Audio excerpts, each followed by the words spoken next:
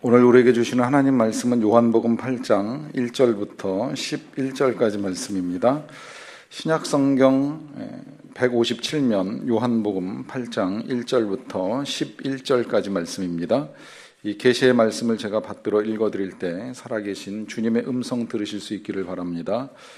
예수는 감람산으로 가시니람. 아침에 다시 성전으로 들어오시니 백성이 다 나아오는지라.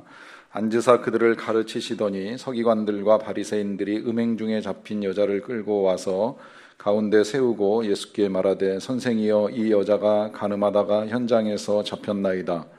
모세는 율법에 이러한 여자를 돌로 치라 명하였거니와 선생은 어떻게 말하겠나이까. 그들이 이렇게 말하면 고발할 조건을 얻고자 하여 예수를 시험함이러라. 예수께서 몸을 굽히사 손가락으로 땅에 쓰시니 그들이 묻기를 마지 아니하는지라. 이에 일어나 이르시되, 너희 중에 죄 없는 자가 먼저 돌로 치라 하시고 다시 몸을 굽혀 손가락으로 땅에 쓰시니 그들이 이 말씀을 듣고 양심의 가책을 느껴 어른으로 시작하여 젊은이까지 하나씩 나가고 오직 예수와 그 가운데 섰는 여자만 남았더라. 예수께서 일어나사 여자 외에 아무도 없는 것을 보시고 이르시되, 여자여, 너를 고발하던 그들이 어디 있느냐? 너를 정죄한 자가 없느냐? 대답하되, 주여, 없나이다. 예수께서 이르시되, 나도 너를 정죄하지 아니하노니 가서 다시는 죄를 범하지 말라 하시니라. 아멘. 미국 남북전쟁이 한창일 때 대통령이었던 링컨과 참모총장 사이에 군사 작전을 놓고 갈등이 생겼어요.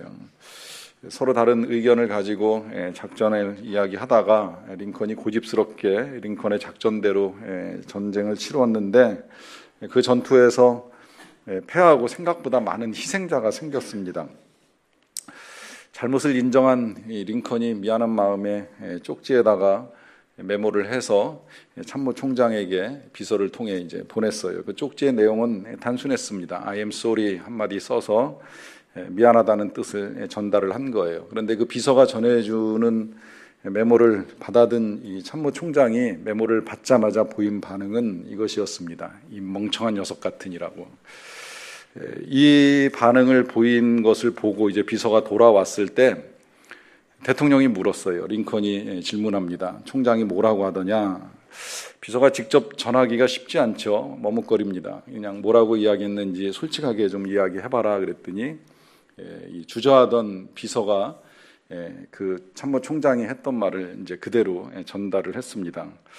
그 이야기를 전에 듣자마자 링컨이 보인 반응이 이것입니다. 아, 그 사람 참 사람 하나는 잘 보는구만.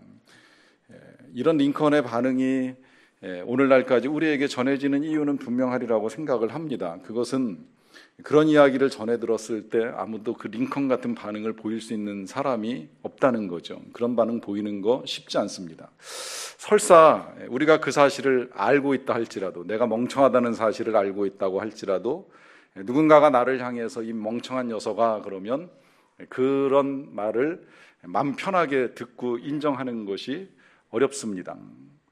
내가 인정하는 것과 다른 사람이 나한테 말하는 것의 차이가 굉장히 큽니다. 그런 표현에 있어서는 이 교회에서 우리가 자주 듣게 되는 이제 표현에도 있을 수 있는데, 내가 나 스스로를 죄인이라고 인정하는 것과 누군가로부터 죄인이라고 하는 이야기를 전해 듣는 것에는 차이가 굉장히 크죠. 그런데 우린 교회에 와서 그런 이야기를 많이 듣습니다. 우리가 죄인이다. 당신이 죄인입니다. 그 죄인된 우리를 위해서 우리 주님이 죽으셨습니다. 이제 이런 표현을 참 많이 들어요.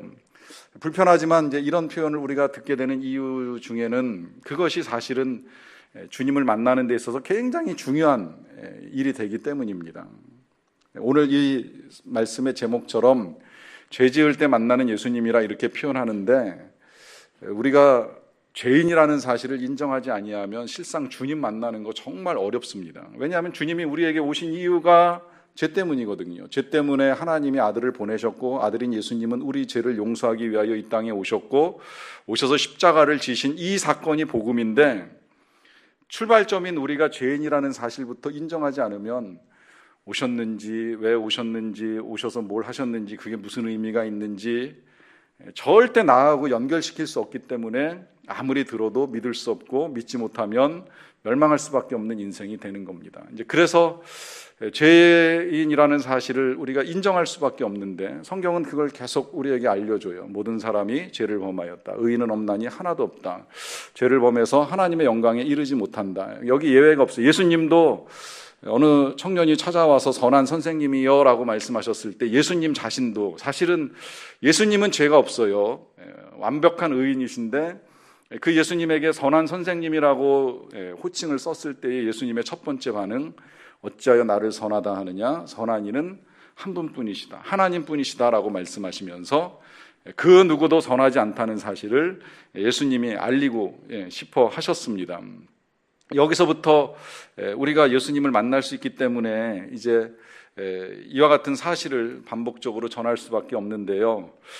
특별히 오늘 우리가 만나는 사람은 그 죄 가운데 이제 예수님을 만나는 한 여인의 이야기입니다. 이 여인은 오늘 본문에서 본 대로 음행을 행하다가 현장에서 잡혀가지고 서기관과 바리새인들에 의해서 예수님이 계시는 성전 안에까지 끌려왔어요.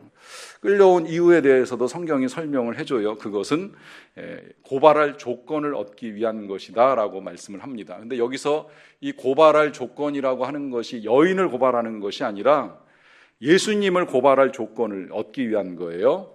그것을 왜 예수님을 고발할 조건을 얻기 위한 것이 되느냐라고 하는 거 간단하게 설명드리자면, 일단 그들이 전하는 대로 모세 율법에는 간음을 하다가 잡힌 사람은 돌로 쳐 죽여라라고 하는 이제 유대 율법이 있는데, 그 율법대로 이 여인을 죽여야 되느냐라고 하는 질문을 예수님께 드리는 거예요. 만약에 그러라고 한다면 그동안에 예수님께서 쭉 말씀해 오셨던 그 말씀의 주제, 사랑해야 된다는 거, 용서해야 된다는 거, 원수까지도 사랑하고 용서해야 된다는 그 말씀에 모순되기 때문에 이제 예수님이 잘못됐다라고 하는 사실을 지적할 뿐만 아니라 또 당시 지배받고 있었던 그러니까 이 유대를 지배하고 있었던 로마법에 따르면 로마 당국의 허락 없이는 누구도 사형을 집행할 수가 없는데, 이 예수님이 이 여인을 돌로 치는 걸 허락하고 자신들이 여인을 죽이게 됐을 때에 그 여인을 죽인 모든 책임을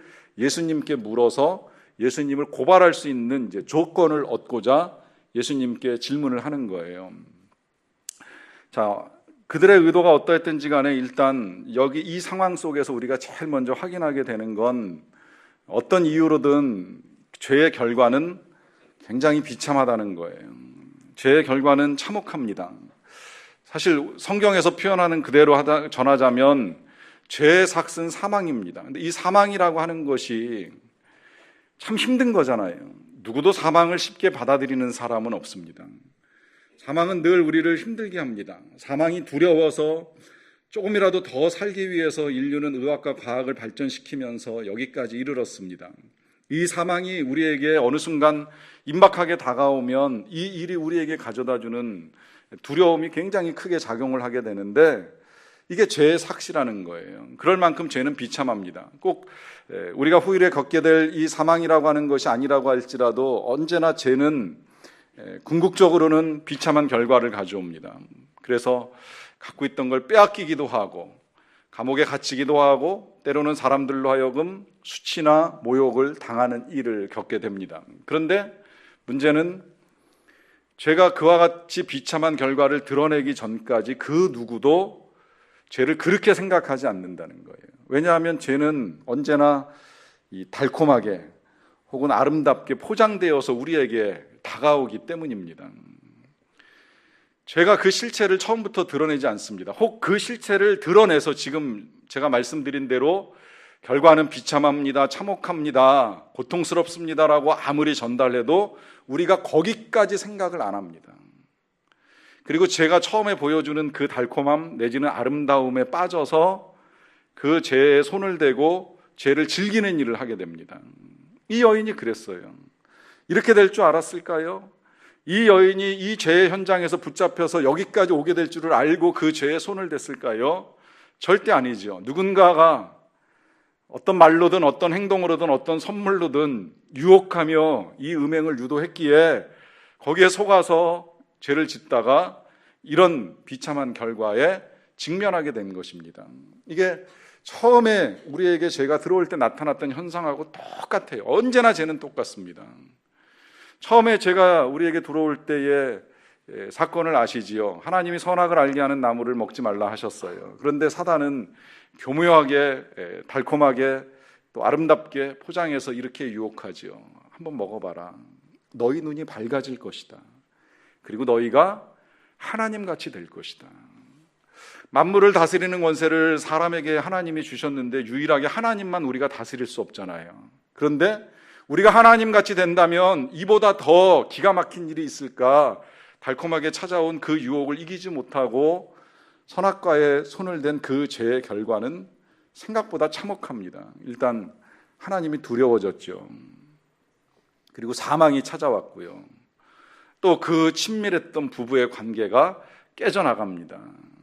생각보다 끔찍한 결과가 죄로 말미암아 임한다는 거예요. 지금도 다르지 않습니다. 여전히 죄는 우리에게 이것을 하면 즐거울 거야, 행복할 거야, 내지는 풍요로워질 거야, 넉넉해질 거야, 여러 가지 포장으로 우리를 유혹하는 일들이 끊임없이 다가옵니다. 그리고 우리는 그 유혹에 넘어가면 한 번, 두 번 정말 그 유혹 표현 그대로 달콤함도 맛보고 행복함도 맛보고 즐거움도 맛볼 수 있습니다. 그러나 그 일이 반복될 때, 그리고 그 마지막에 결과에 직면하게 될 때에 그 결과는 생각보다 크고 비참하다는 거예요. 실제로 그냥 세상에서 죄 짓는 걸로 이야기하자면 도둑질하는 사람들, 사기치는 사람들, 유혹은 그렇게 다가오잖아요. 이거 한탕 하면 돈이 생기고 풍요로워진다. 그러면 마음껏 쓸 수 있다. 한 번, 두 번 반복할 때에 붙잡히지 않으면 짜릿함까지 생깁니다. 쾌감이 느껴집니다. 내가 이번에도 성공했구나. 쓸데없는 성취감이 그 일을 계속 자극합니다. 그리고 그것이 반복되다가 어느 순간에 붙잡히고 그 모든 죄가 다 드러나게 되면 결과는 참혹하지요. 그런데 그 마지막 순간에 그 모든 죄가 한순간 드러나기 직전까지, 그 직전까지도 그 누구도 내가 내일 잡힐 거야, 내가 내일 이 죄가 드러날 거야 생각하면서 그 죄를 반복하는 사람은 없다는 거예요. 그러하기에 행여라도 이 자리에서 말씀을 듣는 중에 이 일이 나를 끝까지 지금도 붙잡고 있었구나라고 하는 생각이 드는 일이 있다라고 하면 오늘 이 시간 이후로 멈추시기를 바랍니다. 지금 미루지 마시고 지금이 바로 하나님이 나에게 말씀하시는 때라 결단하시기를 간절히 바랍니다. 비참한 죄의 결과는 여기서만 끝나는 것이 아니라요, 그 다음에 이제 또 한 가지 나타나는 것이 있는데 그건 우리 인생을 굉장히 외롭게 만든다는 거예요. 어떻게 보면 지금 이 사건이 주는 의아한 점이라고도 할 수 있겠는데, 이 지금 여인이 저지른 죄는 절대 혼자서 지을 수 있는 죄가 아닙니다. 누군가 한 사람 같이 있어야지 지을 수 있는 그런 죄인데, 그 죄로 말미암아 지금 이 사람들에 의하여 끌려온 자리에는 여인만 남았어요. 함께 죄를 지은 사람이 보이지 않습니다. 이제 그러다 보니까 해석에 따라서는 바리새인들이 예수님을 고발하기 위해서 여인에게 거짓말을 주고 이 없었던 일을 꾸민 거 아니냐, 이제 이렇게까지 해석하는 일이 있는데 이제 그건 아닌 것 같고요. 분명히 여인과 함께 있었던 누군가가 있습니다. 그러나 이제 당시 사회 분위기가 이런 일이 일어날 때마다 항상 정죄당하는 건 여인이었었고, 아니라면 남자가 여인을 버려두고 도망갔을 가능성이 크다고 보게 되는데, 그 일로 말미암아 어찌되었던 여인은 지금 혼자 끌려와서 수많은 사람들에 둘러싸여서 이제 잠시 후면 그 사람들이 들고 있는 돌멩이에 의해 맞아 죽을지도 모르는 상황에 놓여 있다는 거예요. 그리고 지금 그 상황에서 그 누구도 여인을 위하여 변명하거나 변호하거나 아니면 여인을 도와주려 한다거나 하려고 하는 사람은 단 한 사람도 없습니다. 그래서 이 비참함에 이제 외로움이 더해집니다. 죄의 결과가 그렇다는 거 아시지요? 함께 죄를 지을 때까지는 서로 마음이 잘 맞아서 협력하는 일이 일어납니다. 그러나 죄가 노출되었을 때에는 절대 이 협력하던 사람들이 같은 마음으로 책임을 지려고 하지 않는 일이 일어납니다. 우리 근간에 그런 일 정말 많이 보잖아요. 대통령이 권력을 가지고 있었을 때에 그 권력을 이용해서 함께 이득을 취하던 사람들이 그 죄가 세상에 다 드러나 놓고 나서 보니까 나는 모른다, 나는 만난 적이 없다, 그거 다 시켜서 한 일인 것 뿐이다 라고 하면서 그 누구도 그 곁에 서려고 하지 않습니다. 이 일 또한 창세 때에 죄가 세상에 들어올 때 있었던 현상하고 크게 다르지 않아요. 먹을 땐 같이 먹었어요. 그거 먹으면 좋아질 것 같아서 같이 먹었어요. 근데 먹고 나서 보니까 그 죄가 드러나게 되고, 그 죄가 드러나고 나서 그 아담과 하와가 취했던 태도는 절대 한마음이 아니었죠. 처음에 여인을 만나게 된 아담이 했던 고백은 기가 막힙니다. 내 살 중에 살이요 뼈 중에 뼈, 이보다 더 귀한 것이 없다고 할 만큼 그렇게도 좋아했던 아내를 향하여 범죄한 이후에 하는 말이 있죠. 하나님께서 내게 주셔서 나와 함께 하게 하신 저 여자 때문에 할 수 없이 제가 먹었습니다. 절대 자기 책임을 인정하지 않아요. 등을 돌리고 외면합니다. 그래서 죄의 결과는 우리에게 외로움을 가져다 준다는 거예요. 사실은 꼭 죄의 결과가 아니더라도요, 때때로 우리의 인생이 비참한 상황에 직면하게 되면 그 외로움이 깊어지는 일이 있습니다. 원래 그렇잖아요. 이 순경은 친구를 만들고 역경은 친구를 시험한다 그러는데, 우리가 좋은 상황에 직면하고 좋은 일들을 이루어 갈 때는 저절로 친구가 생겨나요. 친구들이 주변에 모여요. 그런데 내 상황이 역경이 되고 어려운 환경에 놓이게 되면 좋던 친구들이 하나하나 떠나갑니다. 행여 도와달랄까, 손 내밀까 두려운 마음에 슬금슬금 떠나가는 사람들이 생겨나는 걸 경험해 보신 분들이 계실 거예요. 이 역경 속에 외로움이 함께 밀려 들어오는 거죠. 이것이 죄가 우리에게 가져다주는 결과입니다. 그런데 그런 비참하고 외로운 상황 속에서 만나게 되는 예수님, 이 주님을 우리가 만나야 된다라고 말씀드리는 이유는, 지금 그 상황 속에서 보여주시는 예수님의 태도는 이 여인을 둘러싸고 있는 모든 사람들과는 전혀 다른 태도를 보여주고 계시기 때문입니다. 사람들이 이 여인을 끌고 와가지고 예수님께 질문을 던졌을 때 예수님이 제일 처음 보인 반응은 이제 땅에다가 몸을 숙여서 손가락으로 글씨를 쓰시는 거였어요. 무슨 글씨를 쓰셨는지는 이제 정확하지는 않아요. 일설에는 모여 있었던 사람들의 죄를 땅에 기록한 거 아니냐, 이제 이렇게 보는 시각도 있는데 이 역시도 성경에 없으니까 그냥 추정일 뿐이고요.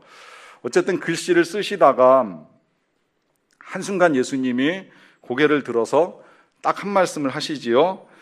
너희 중에 죄 없는 자가 먼저 돌로 치라 하시는 말씀입니다. 저는 이 말씀 보면서 다시 한번 우리 주님이 참 정확하시다라고 하는 생각을 했어요. 주님은 율법을 정확하게 알고 계셨어요. 모세의 율법대로 이런 죄를 짓다가 현장에서 잡혔다라고 하면 돌로 쳐서 죽이는 게 맞지 않습니까? 그러니까 돌로 쳐서 죽여라 분명하게 말씀을 합니다. 단 죄 없는 자가 먼저 돌을 들어 던지라라고 하는 말씀까지 덧붙이셨어요. 이 말씀에 따라서 오늘 성경의 표현대로 하면 사람들이 양심의 가책을 느껴서 어른으로 시작해서 젊은이까지 하나씩 다 떠나갔다 그래요. 양심의 가책이라고 하는 말씀의 의미는 아마도 사람들의 마음속에 그런 깨달음이 있었던 거겠지요. 나도 죄인이구나, 나에게도 죄가 있구나, 나에게도 죄가 없지는 않구나, 이 양심의 가책, 이 양심의 울림을 통해서 들고 있었던 돌을 내려놓고 그러고 이제 이 자리를 떠나갑니다. 바로 이 말씀, 한 말씀, 너희 중에 죄 없는 자가 돌로 쳐라라고 하는 이 한 말씀 때문에 이 여인의 운명이 이제 바뀌는 거예요. 조금 전까지 상황을 다시 한번 생각해 보면 얼마나 비참한 운명입니까? 얼마나 외롭고 힘듭니까? 얼마나 괴로운 상황입니까? 그 누구도 도와줄 수 없고 이제 이렇게 인생이 끝나는 상황입니다. 스스로도 그렇게 생각했을 거예요. 내 인생이 여기서 이렇게 끝나는구나, 이럴 줄은 몰랐는데 여기서 이렇게 끝날 수밖에 없구나라고 하는 그 절망의 상황 속에서 예수님의 한 말씀에 죽기 직전의 여인이 새롭게 인생을 시작합니다. 일설에 의하면 이 여인이 마지막 예수님의 무덤을 지켰던 막달라 마리아가 아니겠느냐라고 하는 이제 학설까지 나오는데, 저는 그 학설에는 어느 정도 좀 동의를 해요. 어떻게 그렇게 끝까지 사랑하고 죽은 사람의 무덤까지 찾아갈 수 있을까 질문하면, 이런 용서, 이런 사랑에 대한 경험이 아니면 좀처럼 사람들이 그런 반응 보이지 않는 본성에 따라 볼 때 혹시 이 여인이 정말 그 여인이 아니었을까? 죽을 운명에서 살려주신 그 용서와 사랑의 은혜가 충만하게 경험되니까 남은 생에 주님 따라 살아야 되겠다 열심히 쫓아다녔는데 그분 돌아가시니까 시신이라도 한 번 더 보고 씻어드릴 수 있을까 하는 마음에 무덤 갔다가 그 빈 무덤에 증인된 거 아닌가, 이제 이렇게 생각을 하는 거죠. 하여튼 분명한 건 지금 이 순간 여인의 운명이 바뀌었습니다.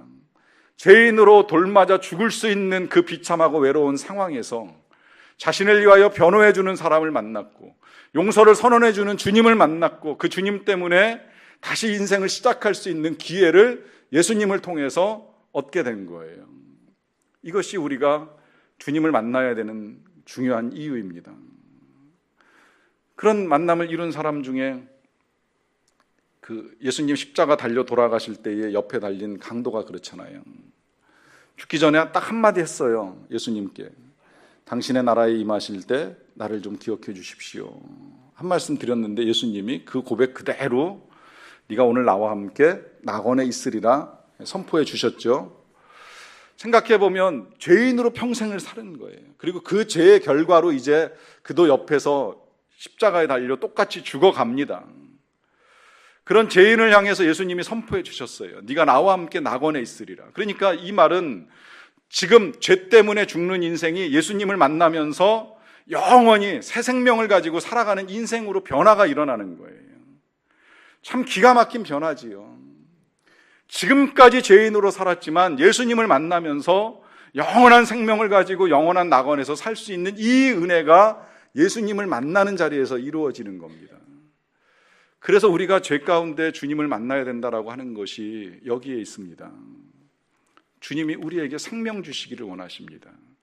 우리의 죄를 용서하시고 우리와 함께 영원한 삶을 살기를 원하십니다.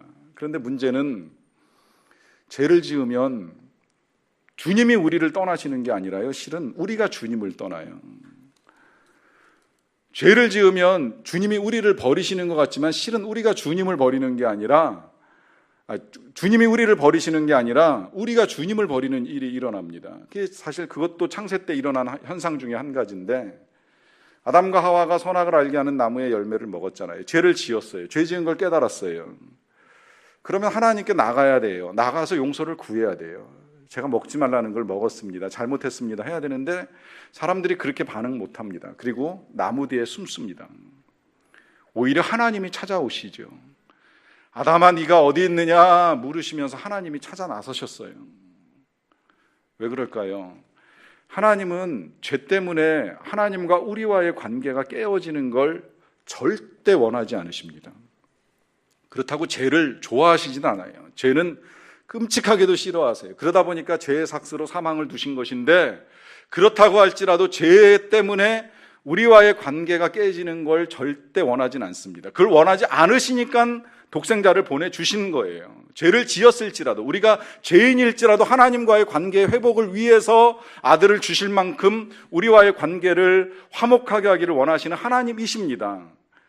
그런데 이 죄라는 건 우리의 마음에 한번 들어오고 나면 하나님 만나는 걸 기피하게 만들어요. 만나기 싫어져요. 두려워요. 그리고 이런 나를 하나님이 사랑하실까? 이런 내가 기도한다고 하나님이 들으실까?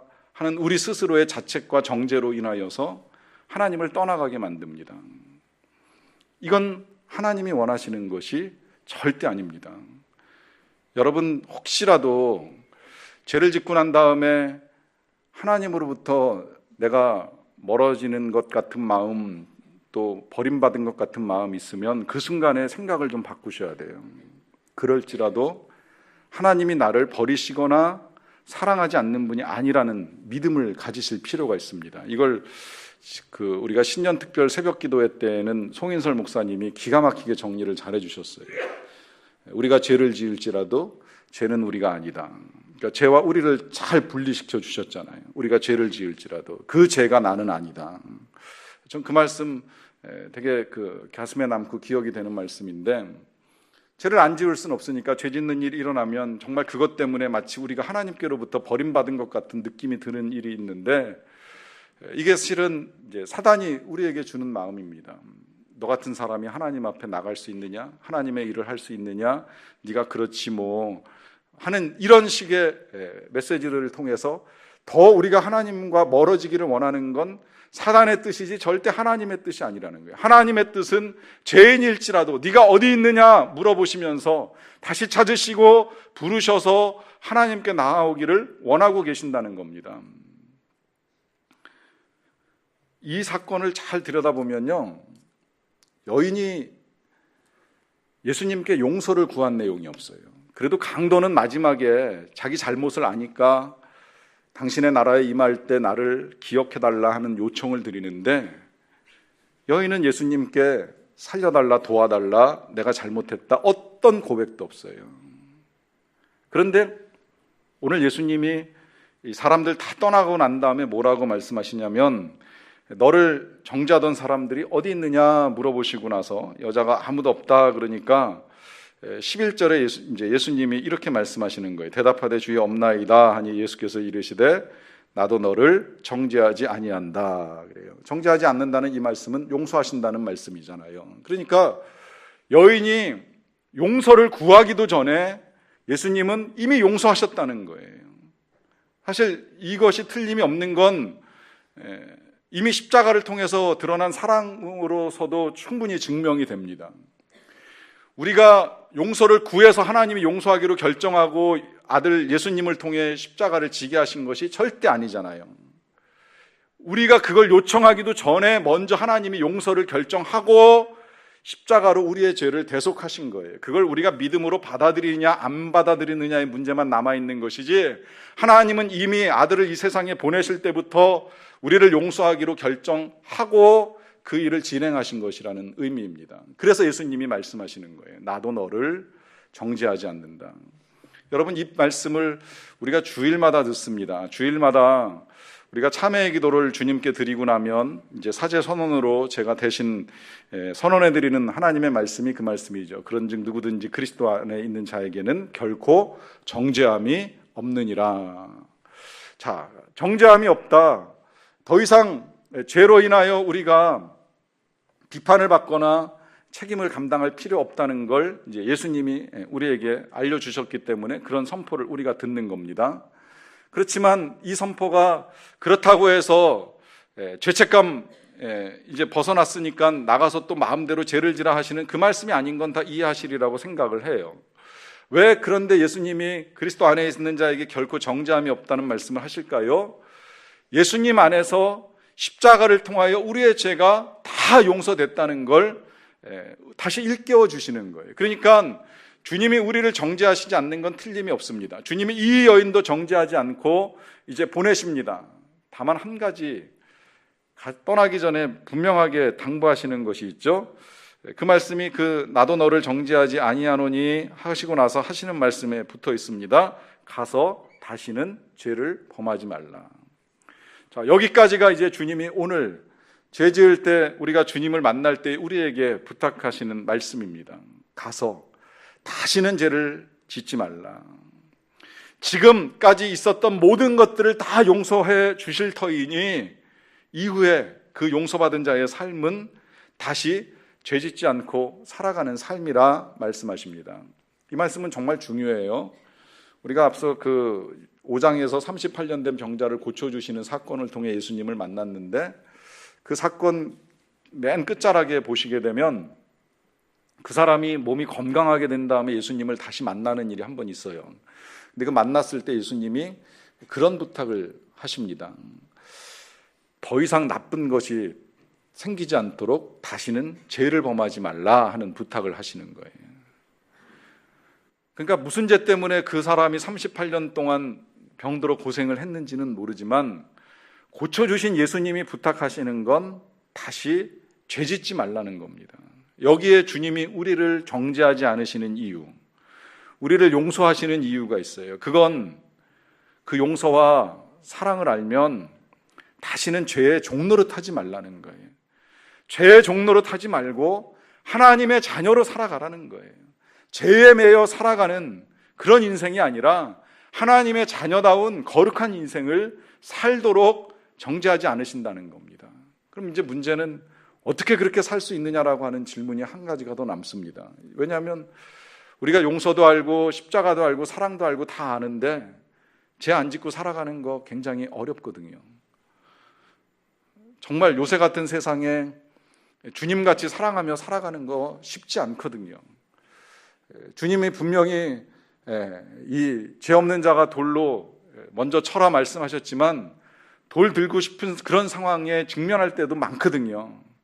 그런 상황에서 어떻게 죄 안 짓고 살아갈 수 있겠느냐라고 하는 질문 앞에 답은 오늘 본문 그 단락이 성경에서는 끊어져 있어가지고 11절까지밖에 못 읽었지만 그 단락을 넘어서 12절을 읽으면 답이 나오는데요.